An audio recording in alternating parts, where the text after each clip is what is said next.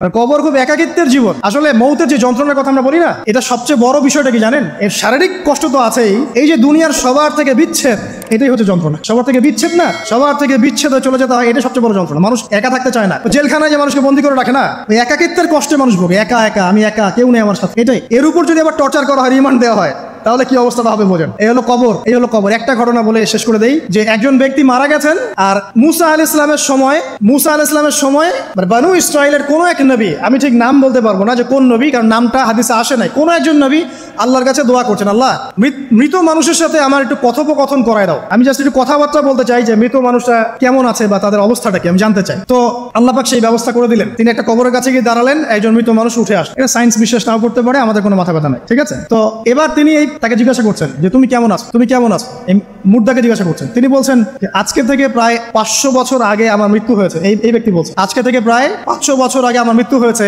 এখন পর্যন্ত আমার গা থেকে, আমার আত্মা থেকে মৌতের যন্ত্রণা দূর হয় নাই। লা ইলাহা ইল্লাল্লাহ। তো এই হচ্ছে অবস্থা। আমরা ব্যক্তিগত চিন্তাটা আগে করি, নিজের ফিকির, নিজের কবরের ফিকির, নিজের এলেম, নিজের আমল, নিজের পরিবার, নিজের রিজিক। যাদের জন্য হারামে যাচ্ছেন, কেউ সাথে যাবে না, না আপনার গার্লফ্রেন্ড, না আপনার বউ বাচ্চা, কিচ্ছু না। এগুলো তো শুধু মায়ার বাঁধন না, মায়ার বাঁধন। যদি এগুলো নিয়ামত হয় আলহামদুলিল্লাহ, যদি এগুলো দুনিয়াতে আপনার ফিতনা সৃষ্টি করে, আপনি আসহাবুল কাহফ হয়ে যান। কথা বুঝতে পারছেন না? এরপরে যদি সামর্থ্য হয়, আল্লাহ পাক আপনাকে জ্ঞান দেন, আপনাকে পলিটিক্যাল পদ দেন, ইকোনমিক সেকশনে জ্ঞান দেন, ইত্যাদি ইত্যাদি, আপনাকে আল্লাহ যে সেকশনে রাখবেন সেখান থেকে দিনের খেদমত পারবেন না ইনশাল্লাহ।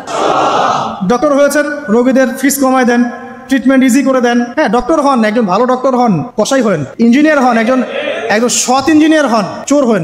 আপনি যেখানে থাকবেন সেখান থেকেই আপনি খেদমত করতে পারবেন। সবাইকে আলেম হতে হবে জরুরি না, সবাইকে দায়ী হতে হবে জরুরি না, এবং সবাই এটা হতেও পারবে না। এভাবে জাতি গঠন হয় না। আগে বলছি, বিভিন্ন সেকশনে মানুষ আমাদের লাগবে, এবং প্রত্যেকটা সেকশনেই তাওহীদপন্থী ইমানদার মানুষ লাগবে। ইবলিস যখন আদম আলাইহিস সালাম এবং হাওয়া আলাইহিস সালাম তাদেরকে যখন জান্নাত থেকে বের করিয়ে দেয়, প্রলোভন দিয়েছিল, মিথ্যা প্রলোভন, যে হাল আদুল্লুকুম, হে আদম এবং হাওয়া, আমি কি তোমাদেরকে জানিয়ে দিব, আলা শাজারাতিল খুলদি ওয়া মুলকিন লা ইয়াবলা, হে আদম এবং হাওয়া, আমি কি তোমাদেরকে জানিয়ে দিব এমন একটা গাছের ব্যাপারে, যেই গাছের ফল খেলে পরে তোমরা চিরস্থায়ী হয়ে যাবে এবং কোনোদিন মরবে না।